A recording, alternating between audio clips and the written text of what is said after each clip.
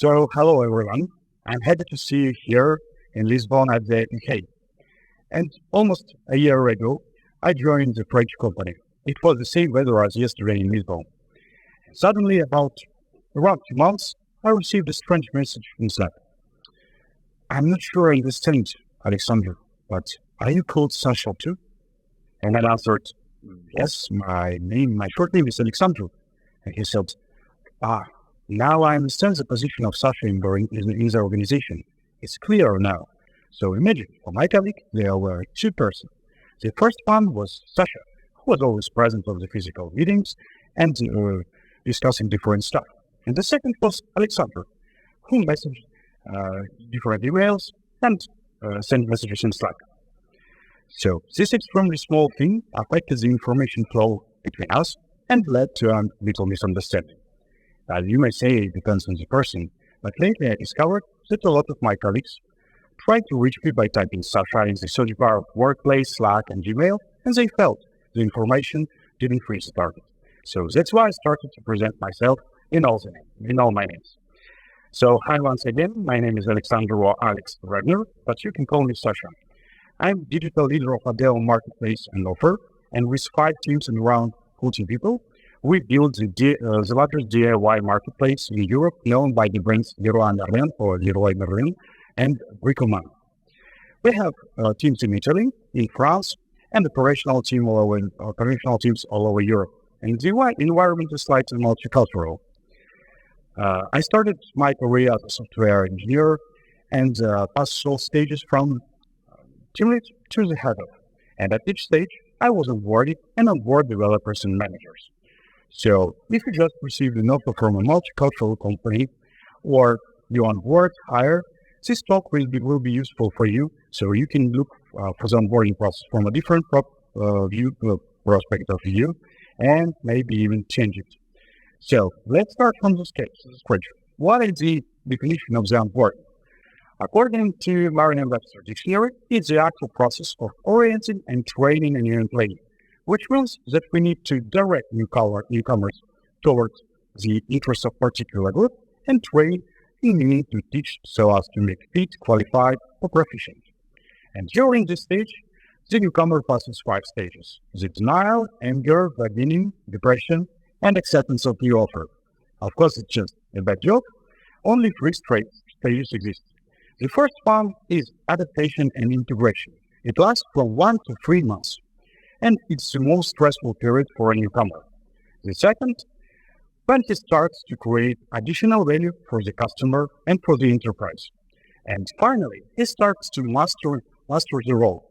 So his impact grows, and he's an example for the others. He may onboard. And generally, when the company decided to hire you, they expect the return on investments.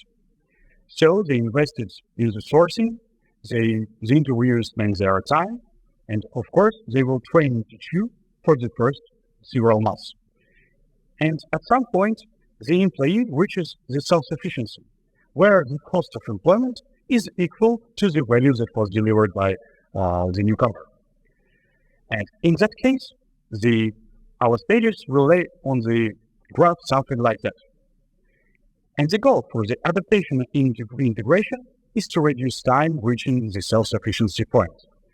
And it's the job for 2, for an employee and for a company. So it was a bit stuffy, so let's open the window and look at the developer's onboarding.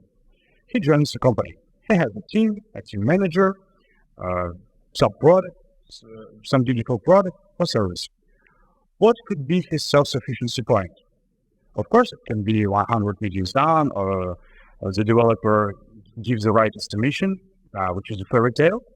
But being pragmatic, the code in production is the self-sufficiency of the developer. Of course, this code should pass through quality and security gates. And of course, we have a perfect product manager, so we assume that this code really gives the value to final customer or to the company. Keeping that in mind, let's start the onboarding. Usually, there are 2 tracks created in parallel. The first, created by HRs, is onboarding into the organization. And the second, created by a team manager, is a team and technical onboarding. The first day, The developer should do the paper start, you will receive equipment, but don't forget to share tons of videos so to convince once again that he made the right choice when he made a decision to join you. Of course, meet with the manager and have a large team. You just join the new team. The second day, office tour, and maybe some obligatory training like GDPR. Of course, in the second day, it's extremely important to pass this. And the newcomer, the developer, receives the documentation about the product. Also, the manager took a meeting with about the team strategy and objectives, and it's essential to have a coffee with each team member. Feeling a little bit overwhelmed? But no, let's go deeper. The company released training because we need to adapt to new culture, and it shares the 3-year company strategy plan. The developer really wants to know that. Then, the first feature received, and someone from team started to integrate into the technical ecosystem. On the 4th day, security training, and let's gather all the newcomers that joined 4 days ago, so they will have a space in the room to discuss your perfect onboarding together. And someone from the team, they heard that pair programming is the most efficient and effective way how to speed up the developers onboarding. So, are you ready to push code in production? Probably we speeded up the imposter syndrome. The high expectations, the lack of support, constant control, and the fear of failure, that's all influence how individuals perceive their own abilities. And then we all surprised by the amount of burnout IT guys in our industry. So, if you don't want to have a code-fried keyboard warrior, don't pick these two streams, but nevertheless try to find the balance between them. In one famous high-tech Eastern European bank, the first track was very well defined, and my friend received tons of videos and documentation about the company. But the second, integration to the team, was a little bit fuzzy. From the first day, he received the first feature, which was complicated, but without any deadline, like, you should do that less than a month. So, of course, he spent his working days fully working on the feature. And he had to spend his weekends looking at the videos and reading the documentation instead of resting. Sounds a bit nervous. But in contrast, in other companies, sometimes we focus most on the onboarding into the organization. So the developer can spend a month or two just going to the training and formations, so which distance him from the first results. And if you're a manager, the onboarding, you are accountable for the onboarding. And the HRs, they're just helping you. So we have a nice balanced plan. When we share it, we share this plan in the integration file. But there is a tiny little thing that could come in our way. The reality. Remember when you last time received the updated file? If your file contains obsolete information, articles, and some dead souls, probably it's the right time to check developers' leadership skills, because he has already passed the company wellness training. Remember, in one yellow green Dutch bank, my friend received a perfect integration file. But the problem was that he hadn't got any account to access the resources. So check that you have the ability to go through this integration file. And of course, try to find the balance. It's important to have some expected deadlines and really clear priorities, and check that there is no dead cells. And now, I think everyone heard about the helpfulness of the buddy system. There are lots of researchers. But of course, you can be a buddy as a manager. Your formal power and belonging to another tribe won't be a problem. And you can also find a buddy without any time, because it's like having a friend in your kindergarten. If you want to go deeper, so find several buddies. So the developer will receive different answers to the same question. And if your HR has created a buddies pool, it's the right time to find the buddy in this pool. Or you can go to the newcomers lunch and ask if anyone has had experience previously in previous companies with a buddy. And don't check that he has any mentorship skills at all. Of course, it's a strategy to fail, and no matter the spread of a body system, the mistakes are still here. And if you want to have support, if you want to provide support for a newcomer, there should be only one person. The relationship between body and the newcomer, they are crucial. The body is kind of safe place, and the body should have time to be a body. It's not like 5% of the time. It's more than 20. And if you're a manager, you can't be a body. You have a formal power, and you belong to another tribe. You are not the developer. Of course, he should know the technical ecosystem and business domain. He may share the network and check that he has the mentorship skills like empathy, active listening, and effective communication. But what else should be aware of when we try to find the right body? When we work in the organization, we have the information and experience that we lived with that company. We have this context. And we assume that this knowledge and the same background, everyone has the same background and the same knowledge. And that's thanks to course of knowledge and false consensus. But the reality is not the same. There is only one tiny thing that overlaps. So, and the body at least should be aware of these biases. As I said, the body, it's a safe place. He will provide the support to the developer. He should know how to he should know how to do the things. So, what advantage we can also get from the body? It's the integration of two streams. In our company, as in thousands of others, we value leadership. But you can interpret that in 1,000 different ways.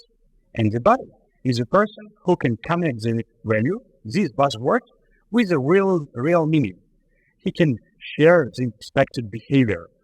If the developer has a problem like I have a dependency, the body can share the advice and also connect with the values. So we have a nice plan, it's balanced, everything is perfect. But what is the getting the access to a resource requires too much energy. And here I propose you to assess your plan through the Kahneman's two systems. I think everyone knows the concepts. According to Kahneman, there are two ways how our brain forms thoughts. The first way is using fast system, which is unconscious, fast, emotional, and storytelling. It's when you bought an Apple Vision Pro, and the next day you are wondering why you spent $3,000 on the useless ski mask. The second system, it's a slow system, and you really need to make an effort to start doing something.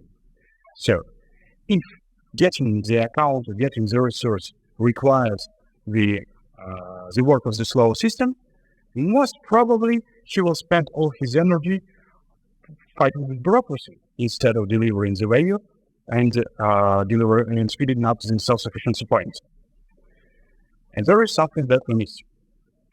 When the onboarding starts, when the developer joins the company, or when he passed the company values training. Of course not. It starts when he accepts the offer. And here, of course, we all have NDA, but you can share with the developer some information about your company, about the projects that you are doing, maybe some public repositories, to make you familiar with your organization and the product that you develop. The problem here is that sometimes we have a typical message from HR, which consists of 2,000 videos, not connected with the possible value that the developer will give. So check this one more time. And if you are an employer, don't forget about the pre-onboarding. Try to structure and balance the plan, reducing the cognitive load and stress. Of course, try to keep your integration file updated and find the perfect body. And if you're a newcomer, you should have an open mind, non-judgmental, ready to learn, and not assuming that you already know everything. Share the feedback to your body and use your hard and soft skills to contribute to the integration plan. Once, my French neighbor had said, "La vie, c'est de la merde," which means the life is beautiful but not always perfect. Yeah, it's all French speaking. So let's look at the manager's onboarding. If you join a company as a developer, even if you received that onboarding plan, you know that everyone expects code from you. But what expected from a manager? Let's try to understand from who. Of course, it's the company, it's your boss, and boss of your boss, because your boss shared what problem will be solved if they hire you, and there is your team. But we tend to forget that there is a second team that contains from your peers, your colleagues with the same level and position in the organization as yours. Looks clear, but the challenge here is that the closer you to the C level, the less clear expectations you will receive. Of course, you will receive the objectives, the company will share your strategy, but the criteria of your success will be slightly foggy. And what could be the manager's self-sufficiency in that case? It depends on the context. The company expects that you will contribute to your onboarding plan, and your first crucial task is to find the appropriate strategy to succeed. And also, you should determine your self-sufficiency point yourself. So, you just joined, you have a very pleasant experience. You have done that several times. Let's create your own vision. Don't ask your boss about his goals. You will deliver results, and it's his problem to connect his expectations with your results. And sometimes we so want to deliver the first results, so we almost forgot to listen what was said. And don't forget that we are in the stress. And the stress, we may live by the biases again. And of course, everyone knows the first one, it's the confirmation bias. As we search for and remember the information that corresponding our beliefs, our pre-existing beliefs, our experience. But even it was corrected, it tend to continues influence us. And if once you're in a stressful environment, what you will do? So, but what could be make situation more complicated? If you or your boss or the company have a high context communication culture. And let's assume there is two edge cases. Low context communication, like in the United States, in Australia, and Netherlands, is clear, simple, and precise. And if your boss, American boss, says you have to deliver stories with problem before Black Friday, it's easy to understand. And of course, he will repeat that to clarify his expectations.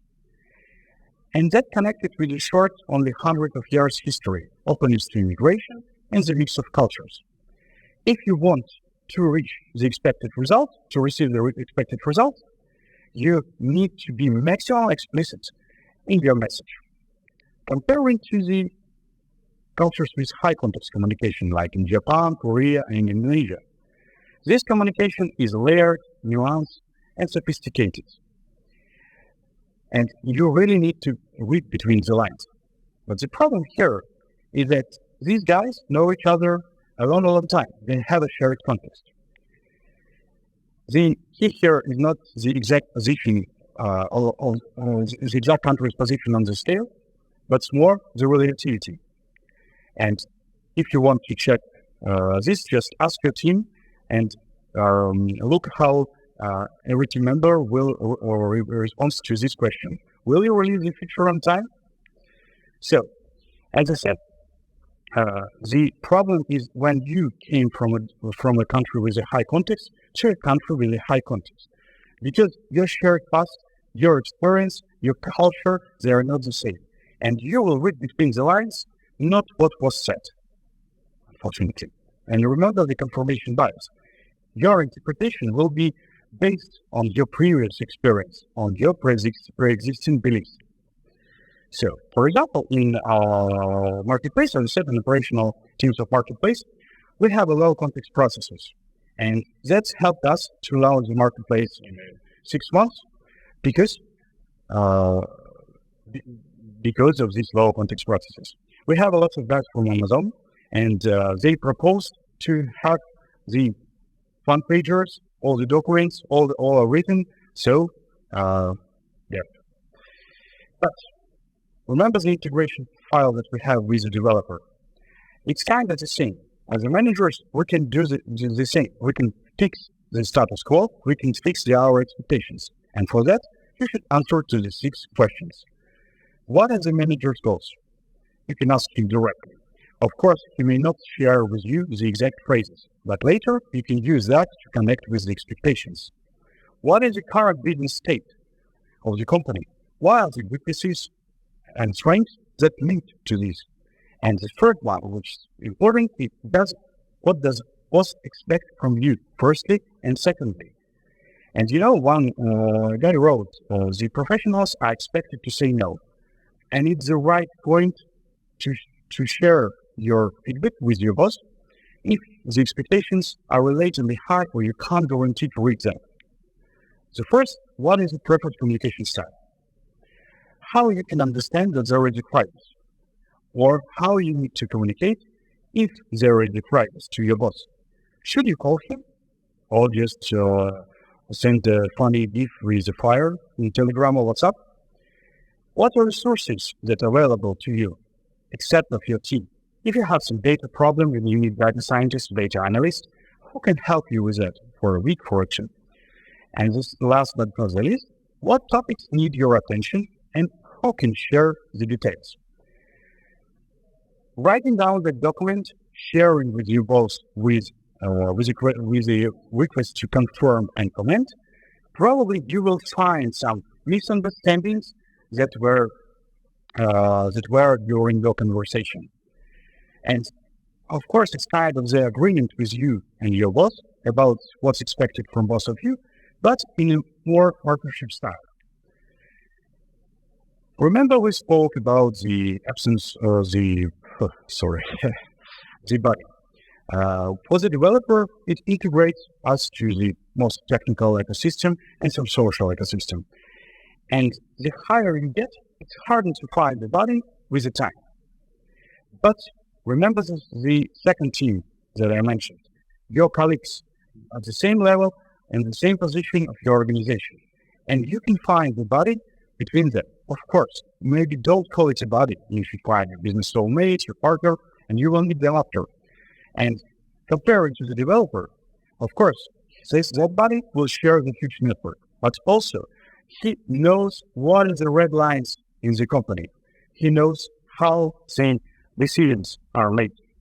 And he has been working with your boss more than you. So you can challenge the interpretation of the boss messages with him to find the alignment. And he will adapt. He will help to adapt you. But what else helps in adaptation? Of course, the feedback. And we tend to believe that our managers are superhumans. And we are extremely frustrated when they don't meet our expectations. Especially in the times when we receive the feedback that is not the feedback that we just not in the same form as we used to. And let's look at the feedback from the cultural perspective of view. Of course, Of course, there are two edge cases. The first is direct negative feedback, and it's frank, honest, and transparent. And your boss from Netherlands may say it's completely unprofessional. And there is an indirect negative feedback, which is subtle or diplomatic. It's a famous feedback sandwich. And someone from the United States may share with feedback with you that your presentation was detailed, the title was clickbait, and the mid-journey images were terrific. You may ask, how that may help you during the onboarding? First, of course, you know what to expect. At least you can make some hypotheses. And let's look at the grotesque example. Your boss shared with you is it's completely unprofessional to postpone release several times. So the fact is that release has postponed. And what thought may arise in your brain? I don't meet the expectations. That will cause frustration, sadness, and what you will try to do. Of course, it depends on the person, but you already spend a lot of energy on investing in your onboarding. You can do anything, and you will be asked to leave. And the problem here is that our brain will connect the result like an evidence with the thought that we have. But the fail is that our circumstances, they don't determine our feelings. They thoughts determine the feelings, what lead to actions, and then to result. But what to do if you're already frustrated by the feedback? You can just flip the ladder of influence. Think about the result you want to reach. For example, you don't want to postpone release one more time. As I said, it's a grotesque example. Then you plan some actions. You can find the root cause, you can encourage the team, and so on. And what feelings do you need to encourage the team? If you go to the team frustrated and said like, that release is extremely important for us, I think we should go for the last fight. I don't think that the team will be encouraged in that case. So now we have the status quo. We know the difference between communication and feedback culture, and the thought model is clear. Is it time to act?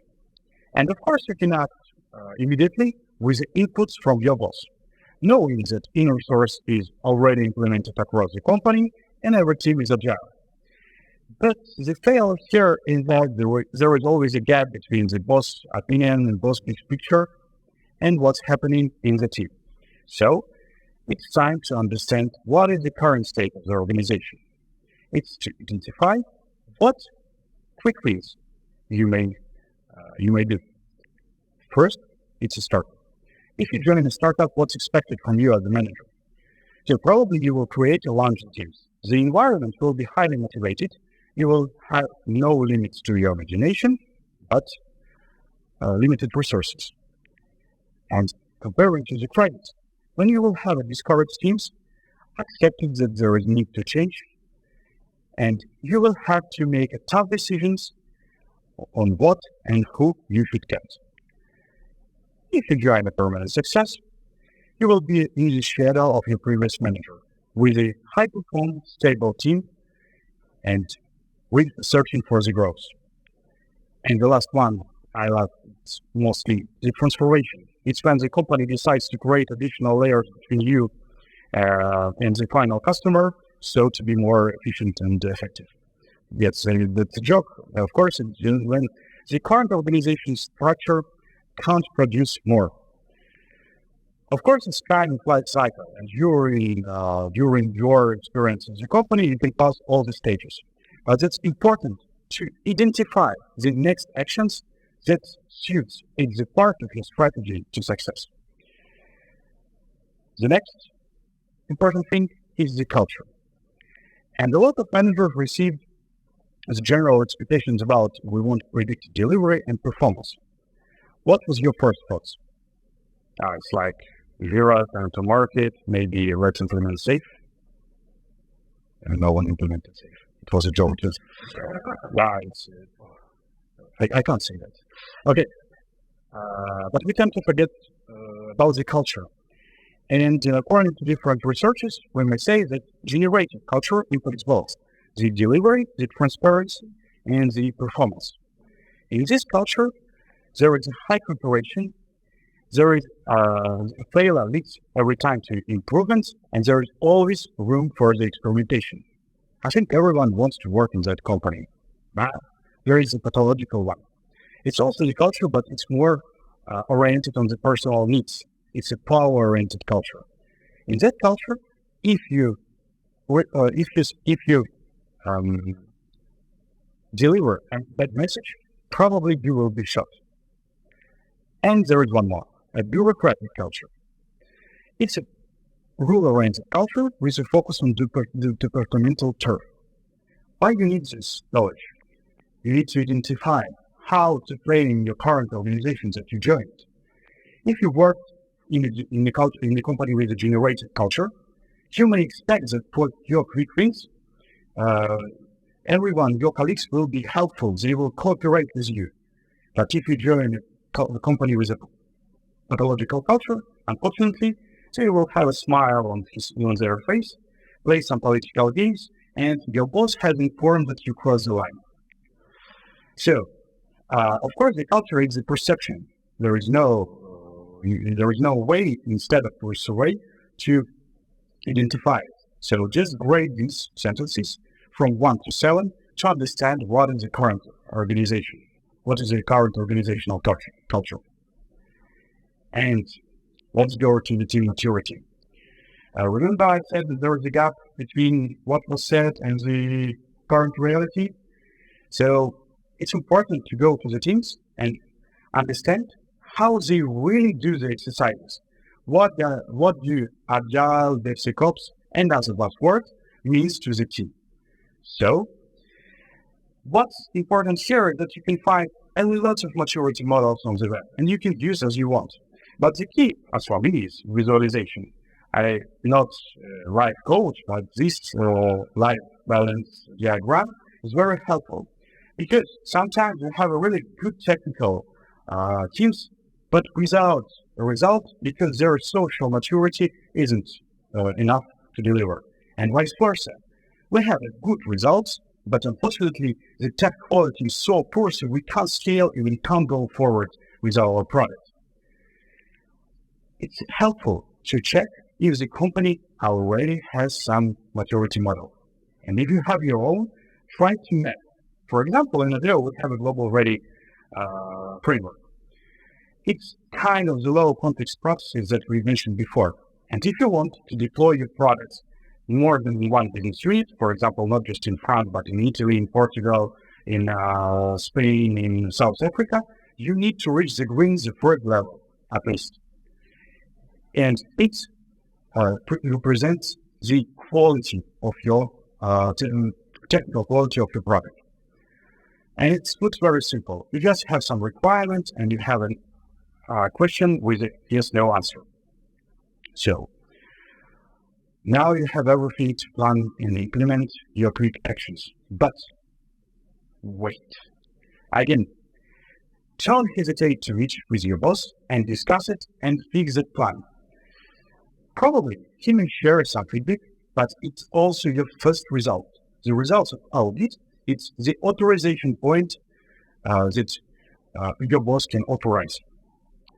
Finally, we go to meet the team. And when you join the team, it's no matter of the culture, they are wondering, we were delivering, what's happened?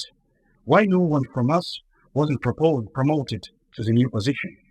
And here, the best way is to be just open with the team. And you can share start your meeting with the team with a value proposition. You should highlight what you appreciate, the previous achievements of the team that was made without you, and highlight what is the additional supplementary value that you will give, that you will bring to the team. Why the team needs you. And you can use kind of leader signature. Just ask that question to yourself to understand what's your leader signature. And you can use it when you will share your value proposition. But despite of that, when you start to implement, again, there is the cultural questions. There are two groups of people. The first are principle first, and they need to understand why you're doing something. And the second, application first. They're more interested in how we will do something. And if you go to a French company with a detailed plan, probably they will do that because of your formal power. But unfortunately, the result won't be the same as you expected. Despite that, you will miss the informal authority. When you join the company, no one knows your previous experience and how great you are. And for the first team, you will have the formal power to convince them why they should do that and that. But for the second team, for your colleagues, for your peers, you won't have the same. And you should plan some actions to increase your authority, but indirectly. For example, if you just read an article, you can create a small abstract and send to your Slack channel with all your colleagues. So inviting indirectly them to discuss. And if this article was written by Martin Fowler, for example, so it's unlikely that someone will directly disagree with Martin Fowler. And by that, you will start the discussion and you will share indirectly your experience without attacking someone. So, if you're a manager, it's likely that you will create your 30, 60, 90 days onboarding plan. The way how you do the LD, the way how you gather the facts, how you hold yourself, and how you determine your strategy to succeed, how you found out the quick wins, everything has an impact on your success. And you should be ready to train yourself. And whether for developer, for a manager, the company's goal of the onboarding is to reach return on investments. And third, if you are a manager, try to ease the onboarding for your colleagues. Try to ease the cognitive load and stress, so to speed up the self-sufficiency points. And if for a developer, the onboarding is the act of orienting and training, so for a manager, it will be more about self-training.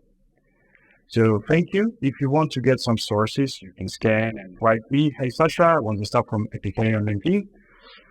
Thank you very much. That's all.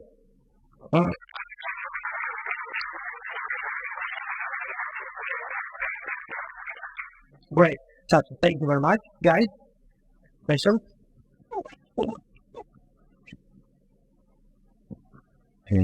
Thank you very much. I would say this is the best presentation I ever seen.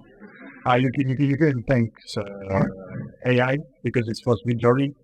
But if you want some lessons on mid-journey image generation, you can write just me, and I can have a paid mentorship.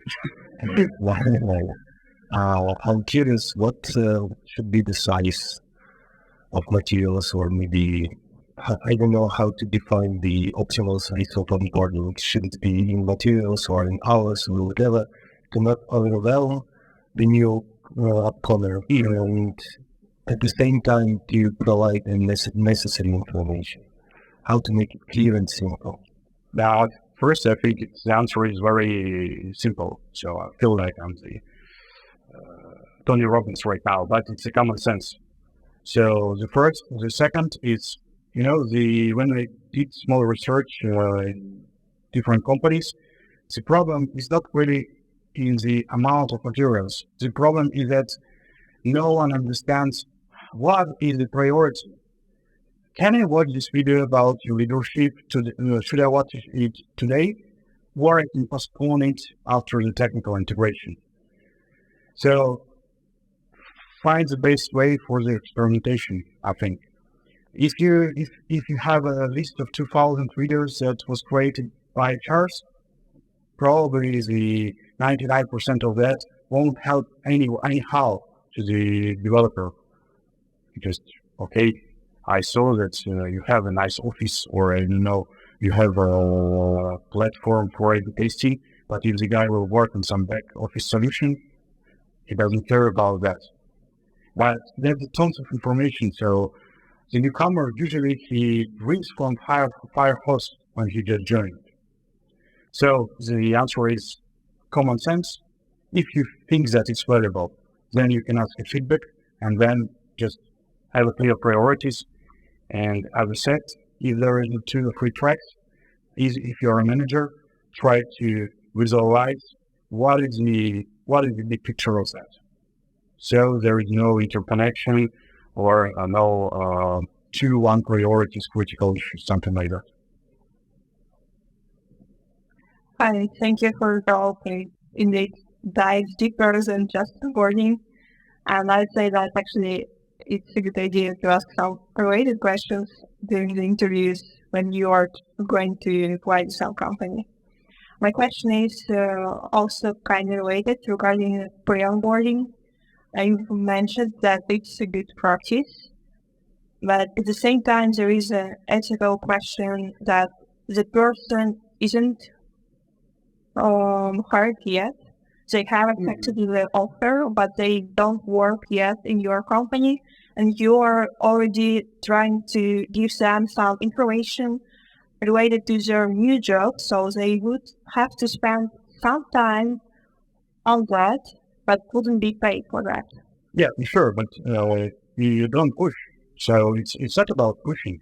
You share and clear it so you can just have this look at this so we can ease your onboarding. Yes, they don't pay, but they will pay, and the company will invest you during the onboarding. Nevertheless, So you recommend just share it and say that you can study it right now, but it's fine if you don't. it's not about the studies. I think that's a wrong expectation if you will uh, try to push a real hard, I would say, information to the developer. So he just yeah, in the first day he's ready to push code in production. No, it's more about to understand the big picture, to understand, for example, in our company, we have four digital platforms like supply chain, the product offer, the commercial platform, and so on. And what I noticed is that after even a couple of months, some guys who joined on the position like senior -1, they just like, but why? Why you're not listing the product? And you're like, it's another platform. So have you heard about the platforms? No. And it's a big picture. It's not required a lot of energy. It's just to share, to ease the stress. When the newcomer joins the team, usually it's 5 months or 5 stages of the team or team grouping. So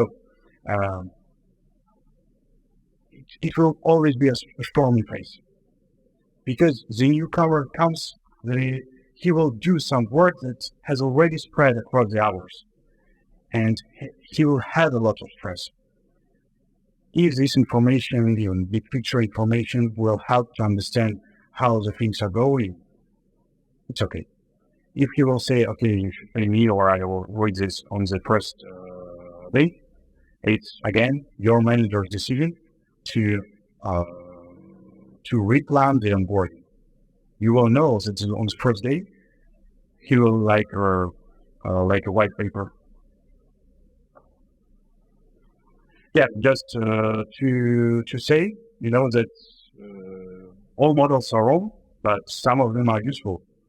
So that's why there is no straight advices what your exact actions or what your models should you use or what framework should you use. It's more about the approach. Don't rush with onboarding and don't rush the others.